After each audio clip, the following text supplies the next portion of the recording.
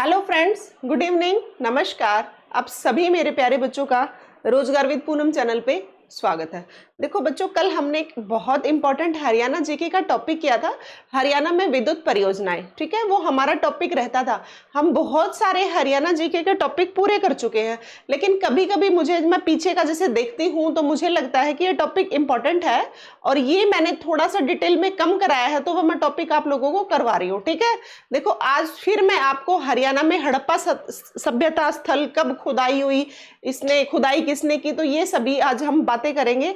आपको पता है पिछला टॉपिक था जैसे विद्युत परियोजना का, हर पेपर में पूछा जाता है बच्चों। एचटेट वाले बच्चे, सीईटी वाले, हर एक बच्चे उस क्लास को देख लेना। ठीक है, आप खुद देखो, जब मैं हाथ से लिख रही हूँ इट मीन्स ये इंपॉर्टेंट है, नहीं तो मैं क्वेश्चंस के माध्यम से भी आपको जैसे करवाती हूँ वैसे करवा देती, लेकिन कुछ टॉपिक फिक्स्ड है ना, वो इंपॉर्टेंट टॉपिक चल रहे हैं आपके। ठीक है, देखो जब चीजें आपको फ्री ऑफ कॉस्ट मिलती हैं, बिल्कुल एग्जाम ओरिएंटेड डेटा मिलता है ना, आप उसका फायदा उठाना सीखो। आपके पेपर में आने वाली ही चीजें चल रही है। ठीक है, आप इन क्लासेस को देखा करो, जहां समस्या है आप कमेंट सेक्शन में डाल दिया करो, पूछ लिया करो, कोई दिक्कत नहीं है। चलो आओ बच्चों, देखो हम आज करेंगे हरियाणा में हड़प्पा स्थल के बारे में। हरियाणा में कौन कौन सी ऐसी साइट्स हैं जो हमारे हरियाणा में हड़प्पा सभ्यता जिस टाइम थी उस टाइम की मिली हैं। जैसे कि खुदाई के, जब भी जैसे मान लो कि कहीं रेल का पटरी बिछानी है वो करने के लिए, तो उस टाइम खुदाई की, वहां पे देखा गया खुदाई के दौरान कि यहाँ तो कुछ जैसे पुरानी ईंटें मिल रही है, कुछ और साइट मिल रही है, कुछ और चीजें मिल रही है, तो उनसे जैसे कि पुराने मिट्टी के बर्तन मिल गए, पुराने कुछ मनके वगैरह मिल गए, तो इनसे आइडिया लगाया जा रहा है कि यहाँ पे बहुत टाइम पहले कि कुछ लोग क्या थे, रहते थे। आप सभी को पता है हम हड़प्पा सभ्यता पढ़ते हैं, जो कि हम बहुत पुरानी, जो कि हड़प्पा सभ्यता पाकिस्तान में है हाल फिलहाल में, और वहां उसी के साथ साथ में मोहनजोदाड़ो भी है। हम पढ़ते थे कि हड़प्पा सभ्यता उस टाइम की सभ्यता है जिस टाइम बहुत लोग सिस्टमेटिक वे से जीते थे, लेकिन हमें उनका बस ये आइडिया नहीं है कि वो लोग क्या कारण रहा कि वो पूरी की पूरी सभ्यता तहस नहस हो गई, मतलब नष्ट हो गई। आप सबने पढ़ा भी होगा हर एक बच्चे के लिए, जैसे कि एंशिएंट हिस्ट्री में हम सबसे पहले जब इंडिया जीके पढ़ने लगते हैं ना बच्चों, उस टाइम पे सबसे पहले हम हड़प्पा सभ्यता का ही टॉपिक पढ़ते हैं, मोहनजोदाड़ो और हड़प्पा सभ्यता। और हमारे इंडिया में जैसे गुजरात में धोलावीरा होगी, ऐसे ही कुछ साइट्स हमारे हरियाणा में मिली है, जो कुछ जिन्होंने उत्खनन कार्य किया, तो यहाँ से पता लगा कि ये चीज यहाँ खुदाई करने से यहाँ इस जगह पे मिल रही है, इस जगह पे, तो इस टाइप का आपके पेपर में क्वेश्चन आता है। तो जहां यहाँ से ये क्वेश्चन बच्चों को याद नहीं होता, वह आराम से कराऊंगी, देखते चलना। और ये पीडीएफ आपको अपने चैनल पे मिल जाएगी बच्चों। सभी टेलीग्राम चैनल को ज्वाइन कर लेना, रोजगार विद पूनम से अपना टेलीग्राम चैनल है। ठीक है, देखो बच्चों, आपने ये तो मान लिया, मैंने ये तो बता दिया आपको हड़प्पा सभ्यता जो थी हमारी, वो साइट्स कैसे मिली हैं कि कुछ खुदाई के दौरान की गई, कहाँ पे सड़कें भी बन रही हैं, कोई और खुदाई का पर्पज हो सकता है। जब जब खुदाई की गई तब तब हमें साइट्स मिली और हमने इनके बारे में बता दिया। आपने पता भी होगा हम हड़प्पा सभ्यता की आज तक लिखाई, वो क्या लिख के गए हमें कुछ भी नहीं पता। पता है ना, हमें कुछ भी नहीं पता उसके बारे में, हड़प्पा सभ्यता की लिखाई के बारे में। हाँ, वो क्या कारण रही कि पूरी की पूरी सभ्यता नष्ट हो गई। लेकिन क्या है कि वो सारी चीजें हमारी पुरानी है और वही यादें हमने, सारी चीजें हैं वो संजो के पिरो के रख रखी है। जैसे कि कुछ हमारे दिल्ली के म्यूजियम में भी कुछ जो पुरानी चीजें मिली, हमने दिल्ली के म्यूजियम में भी रख रखी है, लोग वहां पे जाते भी हैं देखने। तो इसी तरह से हमारे हरियाणा में भी कुछ बेहद इंपॉर्टेंट साइट हैं, उनके बारे में हम पढ़ते हैं, पेपर में आता है ये साइट कहाँ पे है। दूसरी बात आती है इस साइट के साथ साथ कब उत्खनन कार्य किया गया और किसने किया, इस टाइप के क्वेश्चन आते हैं। चलो हम बात कर लेते हैं। देखो बच्चों, हरियाणा में हड़प्पा सभ्यता, आपको सबसे पहले तो हड़प्पा सभ्यता इसलिए बोल देते हैं क्योंकि सबसे पहले जो साइट मिली थी ना, वो हड़प्पा सभ्यता जो पाकिस्तान में मिली थी ना, उसकी वजह से बोलते हैं। कहने का मतलब ये है कि उस टाइम की जो साइट्स थे वैसे ही हमारे हरियाणा में मिल गई, इंडिया में जैसे गुजरात में मिल गई, राजस्थान में मिल गई, यूं करके इसीलिए इनका हड़प्पा सभ्यता नाम पड़ गया। अदरवाइज इसका हड़प्पा सभ्यता का उस टाइम पीरियड की बातें हैं, अदरवाइज इनका कोई संबंध है नहीं। चलो आओ बातें करते हैं। राखी गढ़ी, बहुत बार आपने पता भी होगा, राखी गढ़ी, राखी और साब दो जगह है ना, ये राखी गढ़ी वाली पता होगा सभी को, आपने पता है इसके बारे में। राखी गढ़ी हमारे म्यूजियम भी बनने लग रहा है, पेपर पेपर में आता है राखी गढ़ी म्यूजियम कहाँ बन रहा है, आपको याद रखना हिसार में बन रहा है। देखो उत्खनन कार्य 1969 में, इसे 2 क्वेश्चन पूछे जाते हैं। अब मैंने दोनों लिखे हैं, दोनों याद कराऊंगी। आपको सबसे पहले याद करना है बच्चों, राखी गढ़ी हमारी कहाँ पे है, हिसार में। कहाँ पे है, हिसार में। इसके उत्खनन कार्य दो ने किया था। आप उनको डॉक्टर भी मान सकते हो, आप उनको उत्खनन करता भी मान सकते हो, कुछ भी बोल सकते हो। मेन बात यह है कि जब वो खुदाई का काम किया गया था, किसकी देखरेख में किया गया था, ठीक है। देखो उत्खनन कार्य 1969 में डॉक्टर सूरजभान द्वारा, कब, 1969 में डॉक्टर सूरजभान के द्वारा। फिर उसके ऊपर बड़े पैमाने पे और काम किया गया, क्योंकि राखी गढ़ी अपने आप में बहुत बड़ी साइट मिली है। कहते भी हैं हड़प्पा सभ्यता के बाद दूसरी सबसे बड़ी साइट है ना, वो हमारी राखी गढ़ी को ही माना गया, ठीक है। उत्खनन कार्य व्यापक पैमाने पे अमरेंद्र नाथ 2000 में उनके द्वारा किया गया था। अब ये बात समझना पूरी, आपको याद रखना है राखी गढ़ी साइट कहाँ पे है हमारी, सबको पता है हिसार में है। दूसरी बात, अगर यहाँ पे अमरेंद्र नाथ नहीं आते हैं तो आपको सूरजभान करना है, और सूरजभान और अमरेंद्र नाथ दोनों आ जाए तो मेरे प्यारे बच्चों आपको टिक इस पे करना है, याद रखना। इसीलिए मैंने ये दोनों के दोनों लिखे हैं, ये दोनों के दोनों आपको याद रखने हैं। राखी गढ़ी हमारी साइट हिसार में है, और इसके ऊपर उत्खनन का, खुदाई का जो कार्य किया गया, जिसके देखरेख में किया गया बच्चों, वो 1969 में किया गया डॉक्टर सूरजभान की देखरेख में। किसके, डॉक्टर सूरजभान की देखरेख में। लेकिन आपको पता है बहुत बड़ी साइट है, इस पे हर टाइम काम चलता ही रहता है। छोटे बच्चों को ना घुमाने भी राखी गढ़ी लेके जाते हैं, आपने देखा हो स्कूल वगैरह के छोटे छोटे ट्रिप भी होते हैं। लेकिन व्यापक पैमाने पे 2000 ईस्वी में अमरेंद्र नाथ के द्वारा किया गया, ये आपको याद रखना है। अब आपको ये याद रखना है, प्रियोरिटी में अमरेंद्र नाथ को रखना है। दोनों ऑप्शन में है तो भी अमरेंद्र नाथ रखना है, अगर ये ऑप्शन नहीं है तो फिर आप सूरजभान करोगे। कुल मिला के घुमा फिरा के बात ये है, आपको प्रियोरिटी अमरेंद्र नाथ को रखनी है, ठीक है मेरे प्यारे बच्चों। हमारी ये हो गई एक साइट। आप पेपर में आ जाती हैं, यहां से क्या मिला, ये सब चीजें भी पूछी जाती हैं। वैसे लगभग ये बातें नहीं पूछी जाती, आपसे पूछी जाती है साइट कहाँ की है, कब खुदाई की गई, किसने, किसकी देखरेख में की गई। कुल मिला के बातें ही आती हैं। घुमा फिरा के हर क्वेश्चन में बातें पता है क्या है, कुछ फेमस हैं, जैसे कुनाल हमारी फतेहाबाद में साइट है, उसके लिए हमें मिला था राजा का मुकुट। वहां पे सोने की कुछ ज्वेलरी, मतलब ज्वेलर्स, ये जो क्या बोलते हैं हम, गहने मिले, सोने के गहने मिले। वो चीजें अलग से चीज हो गई। लेकिन यहाँ पे आप क्या बता सकते हो, यहाँ से आपको कुछ हड्डियां मिली। दूसरी बात, पुरानी ईंटें मिली, मिट्टी की ईंटें मिली, और कुछ मनके मिले। तो ये चीजें साइट पे हर जगह पे मिली है, ठीक है। और फतेहाबाद की तो मेनली वहां पे फतेहाबाद की है, वहां पे आपको पता है राजस्थान पास में पड़ता है, और वहां से कुछ जो की और पकी हुई मिट्टी की ईंटें मिली। तो ये सब चीजें हर जगह पे लगभग यही चीजें मिली हैं। और मिलेगा भी तो क्या, जहां लोग रहेंगे, आपको पता है वो उनकी एक खास बात थी हड़प्पा सभ्यता वालों की। जैसे उसके बाद वैदिक सभ्यता आई, वो लोग गाय रखते थे, अपना घुमंतु टाइप के थे, गाय रख ली, किसी की चोरी कर ली, किसी के साथ ज्यादा बना ली, लड़ाई करके उसकी छीन ली, ये सब चलता था ना। और गाय चराने के लिए कहीं चले जाते थे, और फिर गाय का दूध निकाल के शीर जिसे हम बोलते थे, और जो की खेती से सब अपना गुजर बसर करते थे। लेकिन हड़प्पा सभ्यता वैदिक सभ्यता से भी पहले की सभ्यता है बच्चों, और इसकी खास विशेषता ही यही रही है कि इनकी गलियां बहुत सिस्टम से थी, इनकी नालियां बहुत सिस्टम से थी, और पक्की मिट्टी के ईंटों के घरों में रहते थे हड़प्पा सभ्यता वालों। तो आप समझो ना, साइट जब ये हड़प्पा सभ्यता की है, वो ईंट के बने हुए पक्के घरों में रहते थे, पक्के घरों में, तो क्या मिलेंगी, यही चीजें मिलेंगी ना हर जगह। पक्के घरों में रहते थे, पकी हुई ईंट बता देंगे आप, वो पहनते थे मनके की माला पहनते थे। कुछ लोग जो थोड़े से गरीब हुए, वो मिट्टी के बना के वो मनके उससे पहन लेते थे। थोड़े से अच्छे, मतलब थोड़े से ज्यादा पैसे वाले हुए, पैसे तो क्या थे वहां पे, लेन देन का ये सब सिस्टम तो वैसे था, ये पैसों का संबंध नहीं था उस टाइम, या फिर सीप वगैरह के पहन लेते थे। बस यही चीजें घुमा फिरा के यही चीजें मिली हैं। कुछ अलग से जो चीज मिली है वो मैं आपको बता दूंगी, ठीक है। मैं कहने का ये मतलब बता रही थी। चलो आओ, आपको याद रखना है कुनाल। कुनाल बच्चों फतेहाबाद में है। क्या है, फतेहाबाद में है। और इसकी सबसे बड़ी फेमस बात, बहुत बार HSSC ने पूछा है, यहां से राजा का मुकुट मिला था। कहा, क्या मिला था, कुनाल बच्चों जगह है फतेहाबाद की, यहाँ पे राजा का मुकुट मिला था। और दूसरी बात आपको याद रखनी है, यहाँ पे सोने के गहने, चांदी के गहने भी मिले हैं। इसका मतलब यहाँ पे कोई राजशाही लोग रहते थे ऐसा माना जा रहा है। हमें, हमारे पास कोई सबूत नहीं है, लेकिन ये जो चीजें मिल रही है ना, इनसे हम आइडिया लगा पा रहे हैं कि यहाँ पे हो सकता है शायद हो सकता है राजा का महल हो इस जगह पे। तो ये बातें इसलिए आती है, राजा का महल की जगह। आपको ये याद रखना है यहाँ पे क्या मिला है, यहाँ पे राजा का मुकुट पेपर में आया था। राजा का मुकुट कहाँ मिला, तो बच्चों राजा का मुकुट मिला फतेहाबाद में। ठीक है, फतेहाबाद की कौन सी जगह पे, कुनाल फतेहाबाद।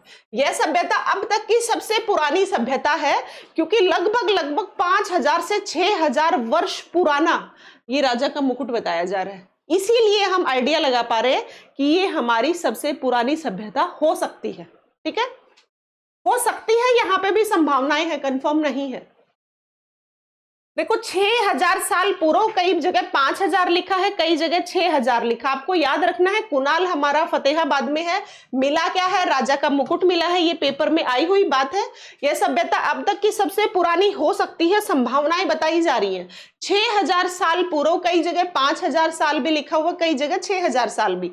आपको याद रखना है ये खुदाई का कार्य किसकी देखरेख में किया गया, जेएस खत्री और एम आचार्य के देखरेख में। किस, कौन, जेएस खत्री और एम आचार्य की देखरेख में ये काम किया गया, उत्खनन कार्य। ठीक है, 1985 में कुनाल की खुदाई का काम शुरू किया गया था। आपको याद रखना है पिछला 1969 में कौन सा, राखी गढ़ी। 1969 में डॉक्टर सूरज भान के द्वारा खुदाई का काम शुरू किया गया था राखी गढ़ी का। फिर आपने देखा कि राखी गढ़ी में तो बहुत सारी जगह मिल रही है ऐसी ऐसी कि भाई हड़प्पा सभ्यता से संबंधित ऐसी ऐसी चीजें यहाँ पे भी मिल रही हैं। फिर बड़े व्यापक पैमाने पे काम किया गया, वो मेरे प्यारे बच्चों 2000 में। आपसे जब भी राखी गढ़ी नाम आए ना, राखी रे अमरेंद्र नाथ ऐसे याद रख लेना। ठीक है, ऐसे ही आपको याद रखना है कुनाल है हमारा फतेहाबाद में। कहाँ है, फतेहाबाद में। आपको याद रखना है यहाँ राजा का मुकुट मिला गया, ऐसा माना जा रहा है कि हमारी सबसे पुरानी सभ्यता। दूसरी बात आपने में याद करनी है, लगभग 6000 वर्ष पुरानी बातें बताई जा रही हैं। और इसकी खुदाई का कार्य जेएस खत्री और एम आचार्य, ये दोनों नाम आपको याद रखने हैं बच्चों। ठीक है, आपने याद रखना है इनकी खुदाई का काम शुरू कब हुआ था, 1985 में कुनाल की खुदाई का काम शुरू हुआ था। कब हुआ, 1985 में। ये बात भी आपको याद रखनी है। ठीक है, चले आगे बढ़े। कुनाल फतेहाबाद क्या मिला, राजा का मुकुट मिला। यह सभ्यता अब तक की सबसे पुरानी सभ्यता, 1985 में इसकी खुदाई का काम शुरू हुआ। किसकी देखरेख में किया गया, आपको याद रखना है बच्चों, जेएस खत्री और एम आचार्य की देखरेख में। ठीक है, चलो बढ़ो आगे। देखो तीसरा, देखो भिरडाना। भिरडाना बच्चों फतेहाबाद में है। कहां पे है, फतेहाबाद में भिरडाना। आपको याद रखना है भिरडाना फतेहाबाद में है। और सिंधु घाटी सभ्यता, देखो ये सिंधु घाटी सभ्यता इसलिए भी बोल देते हैं हड़प्पा सभ्यता को, क्योंकि आपको पता है हड़प्पा सभ्यता जहां है हमारी, उसके पास से सिंधु नदी जा रही थी। इस वजह से उसके आसपास ये साइट मिलने की वजह से इसका नाम सिंधु घाटी सभ्यता रख दिया गया। ठीक है, इसी का नाम है सिंधु घाटी सभ्यता भी। यह सिंधु घाटी सभ्यता का अब तक का खोजा गया सबसे प्राचीन स्थल है। अब तक का खोजा गया सबसे प्राचीन स्थल है। यह सभ्यता अब की पुरानी सभ्यता हो सकती है, इसकी संभावनाएं हैं, लेकिन कंफर्म्ड जो चीज है ना वो ये है भिरडाना सबसे पुरानी साइट जो है, यह सिंधु घाटी सभ्यता का अब तक का खोजा गया सबसे प्राचीन स्थल। आपको याद रखना है कौन सा है, भिरडाना। ठीक है, अब आपसे पूछ लिया जाए सबसे प्राचीन स्थल बताओ सिंधु घाटी सभ्यता का, तो आप टिक करोगे भिरडाना फतेहाबाद वाला। ठीक है, ये याद रखना। उत्खनन कार्य 2003-4 में हुआ, ये बात आपको याद रखनी है। भिरडाना 2003-4 में हुआ इसका उत्खनन का कार्य, और यह सबसे पुरानी साइट बताई जा रही है। और फिर भिरडाना है कहां पे, फतेहाबाद में है। ये मेरे प्यारे बच्चों आप बात याद रखोगे। चलो अगली पढ़ लेते हैं, बनावली। बनावली भी फतेहाबाद में है। कहां पे है, फतेहाबाद में। आपको याद रखना है खोज, ब से बनावली, ब से बिष्ट। रविंद्र बिष्ट ने इसकी खोज की थी, ये याद रखना है। किसने की थी, रविंद्र बिष्ट ने। बनावली फतेहाबाद की खोज किसने की मेरे प्यारे बच्चों, बिष्ट ने। मैंने तो ऐसे याद किया था, ये इसको कब खुदाई का काम कब किया गया पता कब लगा, 1974 में। मैंने तो ऐसे याद किया था, 4 अक्षर है और 4 यहाँ है, और बै से बनावली, बै से बिष्ट। कुछ तो आप याद करने पड़ेंगे, और कुछ जहां पे आपको लगता है कि आप छोटी सी ट्रिक बना के कुल मिला के हमें हमारे चीज माइंड में दिमाग में चीजें सेट करनी है, इसका मतलब ये कतई नहीं है कि हम चीजों को रट रहे हैं। आपको पता है जीके एक है ही ऐसा सब्जेक्ट जिसको बार बार दोहराना पड़ता है। जब आप इस सब्जेक्ट को बार बार दोहराते हो तब कहीं जाके बच्चों आप क्या कर पाते हो, याद कर पाते हो। और कुछ चीजें ऐसी हैं जहां पे आपको लगता है कि यहाँ पे ट्रिक बनाने से याद हो पा रही है।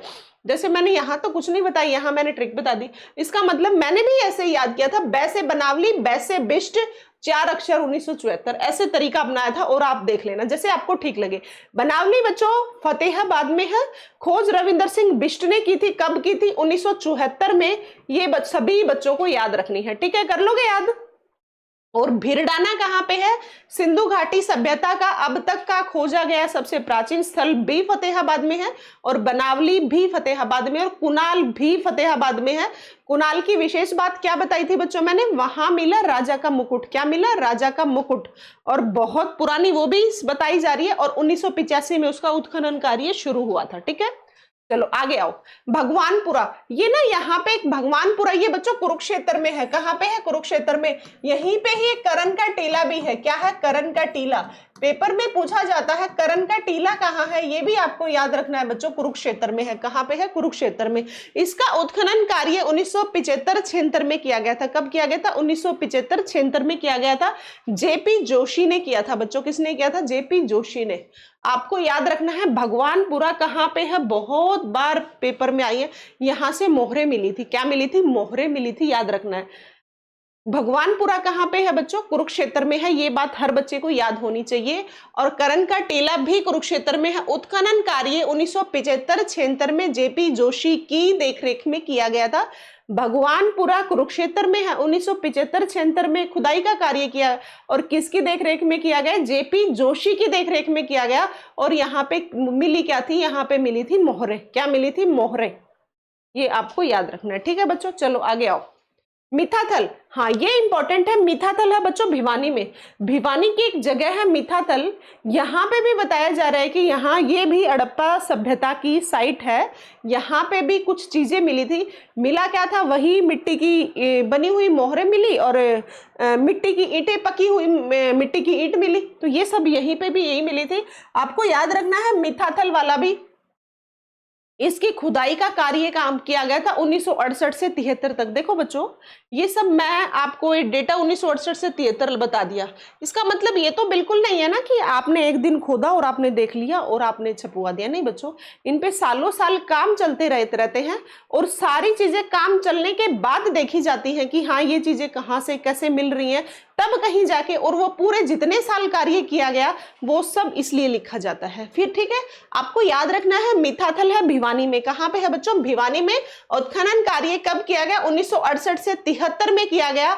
और किसके द्वारा किया गया, सूरजभान के द्वारा किया गया। किसके द्वारा किया गया, सूरजभान के द्वारा किया गया। बनावली 1974 में रविंदर बिष्ट के द्वारा, याद होगा ना। भगवानपुरा वाला जेपी जोशी के द्वारा।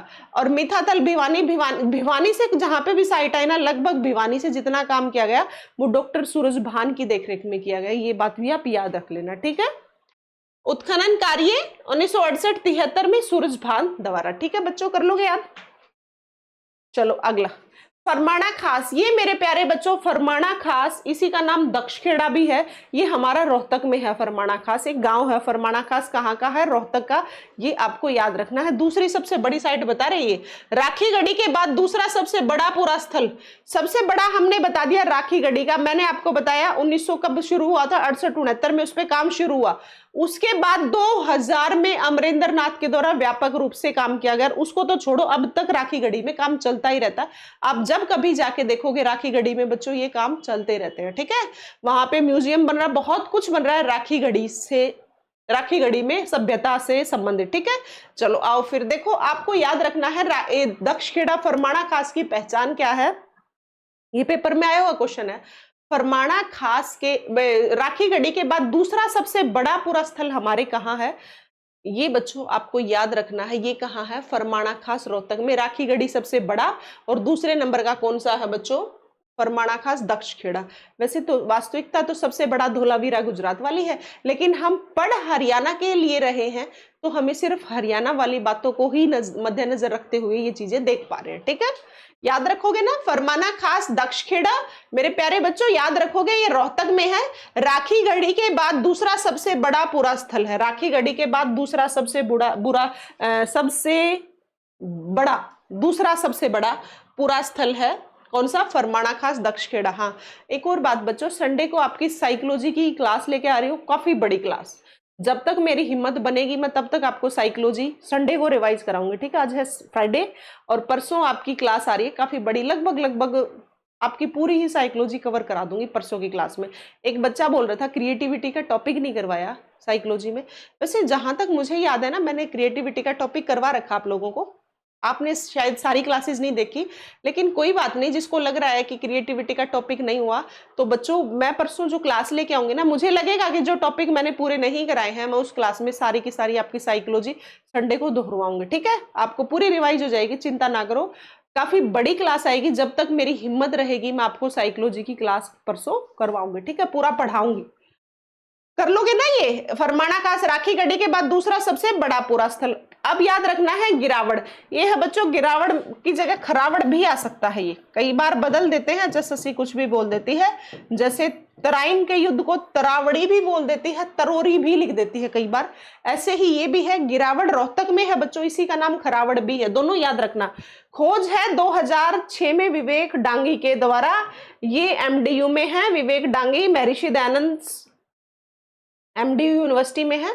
ये आपको याद रखना है, खिरावड़ रोहतक में है। खोज कब हुई, 2006 में, खरावड़ 2006, ये आप याद रखोगे। ठीक है, और किसकी देखरेख में ये सब काम चल रहा है, ये मेरे प्यारे बच्चों विवेक डांगी की देखरेख में उत्खनन का कार्य किया गया था, आपको याद रखना है। ठीक है, और जो भी मेरे प्यारे बच्चे नए जुड़ रहे हैं ना, चैनल को सब्सक्राइब कर दो भाई। गलत बात है, आप बहुत सारे बच्चे क्लासेस देख रहे हैं लेकिन चैनल को सब्सक्राइब नहीं करते हो, ऐसा मत करो, कर दिया करो। ठीक है, अब हम बहुत अच्छे से पढ़ रहे हैं, बहुत अच्छे से समझ पा रहे हैं। अगर मेरे पढ़ाने से 2-4 बच्चों की भी हेल्प हो जाती है, मान लो 2-4 बच्चे जिनको बहुत ज्यादा जरूरत है नौकरी की, अगर वो बच्चे भी लग जाते हैं तो उससे तो ब्लेस्ड कुछ हो ही नहीं सकता है ना। तो जैसे मैं बताती हूँ ना, जिस डायरेक्शन में मैं पढ़ाती हूँ, बच्चों पढ़ते चलना। अभी देखो, आप जॉब नहीं लगे हो, आप कोई भी है, मैं जब पढ़ती थी तो मेरे साथ भी यही था। एक्सपीरियंस ये कहता है कि जब तक आपकी जॉब नहीं लगती है आप किसी पे विश्वास करते ही नहीं हो, सच्चाई है। जबकि ये गलत होता है, विश्वास करके पढ़ो। आप जब खुद लग जाओगे ना, जैसे जैसे मैं जो बातें बताती हूँ ना, आप उनको फॉलो करते रहना, आपके पेपर में बहुत काम आएंगी ये सारी की सारी बातें। जैसे जो तरीके बता रही हूँ ना, जैसे मैंने CET के सिलेबस की एक वीडियो बनाई थी, HTET के सिलेबस की एक वीडियो बनाई थी, उसमें मैंने आपको पूरा सिलेबस थोड़े बताया था, मैंने तो आपको टॉपिक बताए थे कि आप ये टॉपिक पढ़ जाना, आपका अच्छा खासा स्कोर कर जाएगा। अब जिस बच्चे ने भी वो CET की हो चाहे HTET वाला, वो पूरी देखी है वीडियो या क्लास देखी है, उसमें पूरा सिलेबस जिस भी बच्चे ने देखा है, जो मैंने बताया है तरीका, और जो जो वो टॉपिक पढ़ के चले गए, तो आपको क्या लगता है सिलेक्शन नहीं होगा? 101% सिलेक्शन होगा। ऐसा मत मानो कि सिलेक्शन नहीं होगा, होगा, पढ़ने वाले बच्चों का ही सिलेक्शन होगा। बस इतना बता दिया कि एग्जाम ओरिएंटेड ये चीजें तो आपको पढ़ के जानी ही जानी है, और आपको टॉपर बनना है तो ये तो पढ़ने ही पढ़ने हैं, और जितना सारा सिलेबस है उसको भी रिवाइज कर लेना। आप ये टॉपिक पढ़ने के बाद बस आपको इतना फायदा हो जाए कि आप सेफ जोन में चले जाओगे कि हाँ भाई हमारे 60 से 65-70 नंबर तो यहीं से तैयार हो गए।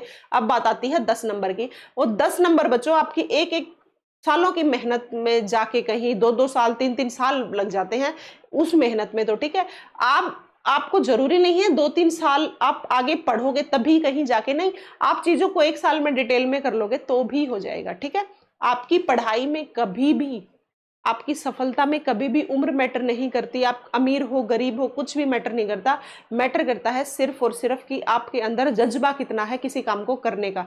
हमेशा एक ही चीज मैटर करेगी, कभी किसी की एज मैटर नहीं करेगी, कभी किसी के हालात, कुछ भी नहीं मैटर करेगा। बस जिसके दिल में जिद है ना, जिसके दिमाग में जिद है कि मुझे सिलेक्शन लेना है, उस बच्चे को कोई भी सिलेक्शन से रोक नहीं सकता।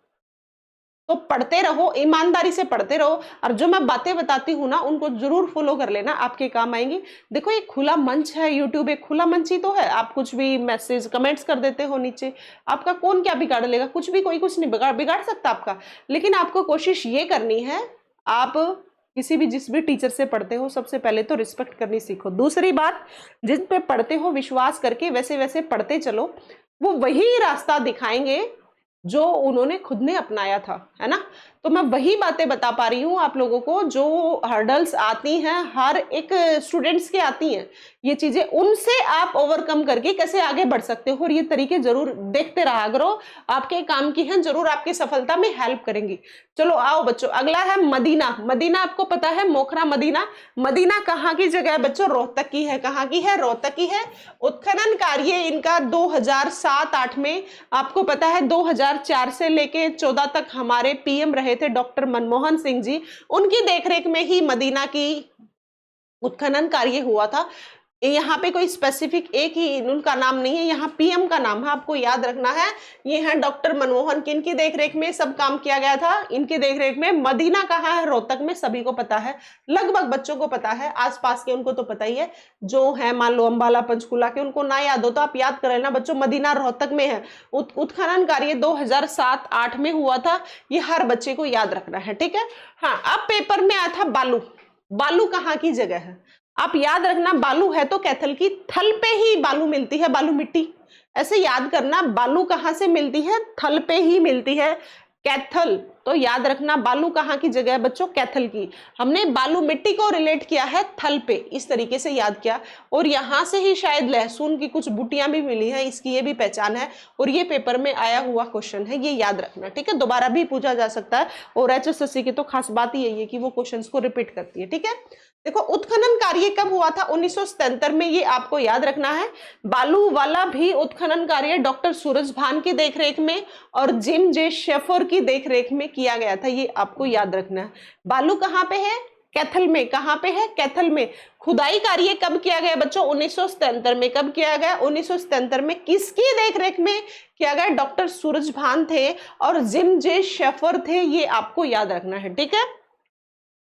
चलो आओ आगे, एक छोटा सा और रह गया, सीसवाल। ये बच्चों सीसवाल है हमारी दर्श देवती नदी है, सरस्वती नदी की ही सहायक नदी थी, वो हिसार में, ये आपको याद रखना है। ये साइट मिली है दर्श देवती नदी के पास में, आपको ये याद रखनी है। इनकी भी खुदाई 1967 में डॉक्टर सूरजभान के द्वारा की गई थी, ये आपको याद रखना। आपने एक चीज देखी है, बहुत सारी डॉक्टर सूरजभान की देखरेख में काम किए गए हैं, एक बार फिर से देख लो शुरुआत से। देखो बच्चों, फर्स्ट हमने किया है राखी गढ़ी। राखी गढ़ी है हिसार में।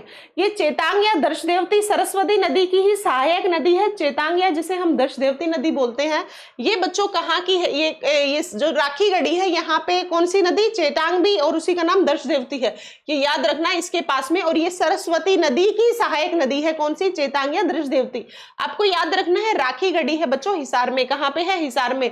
उत्खनन कार्य 1969 में, 1969 में डॉक्टर सूरजभान और बड़े पैमाने पे, मैंने बताया है अमरेंद्र नाथ, आपको पेपर में अमरेंद्र नाथ एक ऑप्शन है तो आपको प्रियोरिटी अमरेंद्र नाथ को देनी है, ये बात आपको याद रखनी है, ठीक है। दूसरा हमने किया है बच्चों कुनाल। कुनाल कहाँ पे है? फतेहाबाद में। यह सभ्यता मानी जाती है कि अब तक की सबसे पुरानी सभ्यता हो सकती है, लगभग 6000 वर्ष पुरानी, कई जगह 5000 भी लिखी हुई है। और फेमस क्या है यहाँ पे, क्या मिला, ये आपको याद रखना है बच्चों। यहाँ पे राजा का मुकुट मिला। क्या मिला? राजा का मुकुट मिला, ये बात आपको याद रखनी है, ठीक है। खुदाई कब किसने की थी? JS खत्री ने और M आचार्य ने, ठीक है। कुनाल 1985 में खुदाई का काम शुरू हुआ था। अगला पढ़ा है बच्चों हमने भिरडाना। भिरडाना है फतेहाबाद की जगह। यह सिंधु घाटी सभ्यता का अब तक का खोजा गया सबसे प्राचीन स्थल है, वो माना जा रहा है। लेकिन आपसे पूछ लिया जाए सबसे बड़ा राखी गढ़ी है, राखी गढ़ी के बाद दूसरा कौन सा है? फरमाना खास, दक्षखेड़ा। और सबसे पुराना कौन सा है? पुराना है बच्चों भिरडाना फतेहाबाद का। आपको याद रखना है, यहाँ पे मनके की चूड़ियां मिली हैं, ठीक है, पुरानी, और पक्की हुई ईंटें मिली हैं। कहाँ से? भिरडाना से। और जो की कुछ साइट्स, जो के कुछ मतलब पहचान मिली है कि कुछ जो मिले हैं, ठीक है। ये आइडिया लगाया जा रहा है कि उस टाइम के लोग जो खाते थे। यह सिंधु घाटी सभ्यता का सबसे खोजा गया सबसे प्राचीन स्थल, याद रखोगे भिरडाना। अब आपसे पूछ लिया जाए सबसे बड़ा, दूसरा बड़ा, सबसे पुराना, ये सब याद रखोगे आप। अच्छा, 2000 हो गया। उत्खनन कार्य 2003-4 में, ये आपको याद रखना है। बनावली कहाँ है? फतेहाबाद में। 1974 रविंद्र बिष्ट। भगवानपुरा मैंने बता दिया, एक आपके पेपर में आती है भगवानपुरा, कौन सी नदी के पास, ये आपको याद दिख रहा है कुरुक्षेत्र, और कुरुक्षेत्र का जब जब संबंध आता है आपको याद रखनी है बच्चों सरस्वती नदी। कौन सी? सरस्वती नदी। भगवानपुरा कहाँ है? कुरुक्षेत्र में, याद रखना है। इसका उत्खनन कार्य कब हुआ था बच्चों? 1975-76 में, और किसकी देखरेख में? वो आपको याद रखना है बच्चों, जेपी जोशी। किसकी देखरेख में? जेपी जोशी की देखरेख में। आपको फिर मैंने याद कराया बच्चों मीठाथल भिवानी में है उत्खनन कार्य 1968 से लेके 73 में। किसकी देखरेख में? बता दिया भिवानी वाली तो सारे डॉक्टर सूरजभान की देखरेख में। अगला पढ़ा है बच्चों हमने फरमाना खास। फरमाना खास, इसी का नाम दक्षखेड़ा है, ये है हमारे रोहतक में। कहाँ पे है बच्चों? रोहतक में।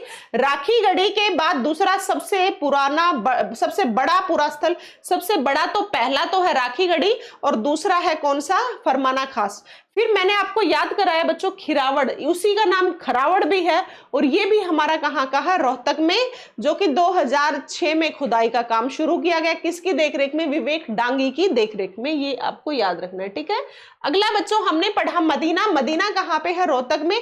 उत्खनन कार्य 2007-8 में हुआ, और हम उस टाइम किसकी देखरेख में? डॉक्टर मनमोहन सिंह हमारे पीएम थे, उनकी देखरेख में। याद रखना है मदीना रोहतक में। फिर आपको याद रखना है बालू। बालू एक इंपॉर्टेंट है क्योंकि ये पेपर में आया हुआ है। क्या है? पेपर में आया हुआ है। बालू कहाँ है बच्चों? कैथल में है। उत्खनन कार्य कब शुरू हुआ? 1977 में। याद रखोगे डॉक्टर सूरजभान और जिम जे शेफर की देखरेख में। अगला बच्चों हमने पढ़ा है सीसवाल हिसार में है 1967 में, डॉक्टर सूरजभान की देखरेख में। ये थी बच्चों हमारी छोटी सी बेहद इंपॉर्टेंट क्लास हर एक बच्चे के लिए। आपको पता है सीईटी में 25 नंबर की हरियाणा जीके आएगी।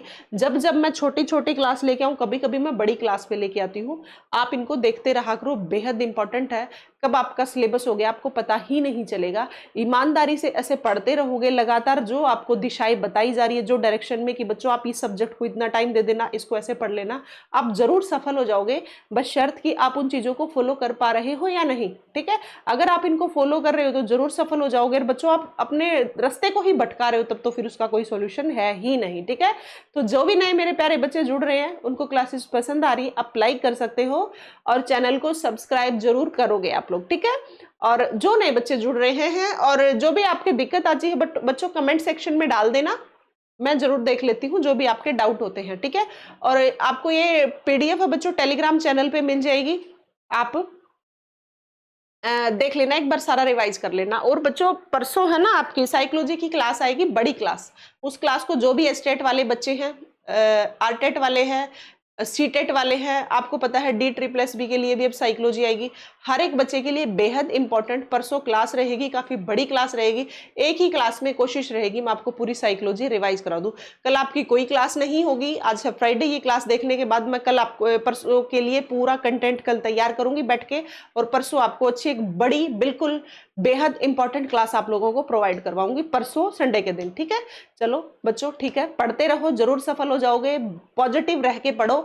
आसपास में कौन क्या बोल रहा है कोई चीज पे ध्यान मत दो, अगर ध्यान दिया तो फंसोगे, सिर्फ दिमाग खराब होगा, अगले का कुछ नहीं जाएगा, क्योंकि उनको पढ़ना नहीं है, पढ़ना आपको है। ये बेवजह की जो बातें बताते हैं ना, खासकर अड़ोसी पड़ोसी घर वाले ज्यादा दिमाग खराब करते हैं। इन चीजों को साइड करके आपको जो लोग पॉजिटिव बातें करते हैं सफल होने के लिए, आप सिर्फ उन्हीं के कॉन्टेक्ट में रह के सफल होना, फिर बाद में सबको देख लेना जो समाज सोसाइटी है। इतने आप सफल होने के लिए सिर्फ पॉजिटिव लोगों से ही बात करिए, जो आपको नेगेटिविटी बात करते हैं, नेगेटिव बातें करते हैं, उनको अवॉइड करके आगे बढ़ते रहिए, जरूर एक दिन सफल हो जाओगे और आपके पेपर बहुत जल्द होंगे। चलो थैंक यू बच्चों।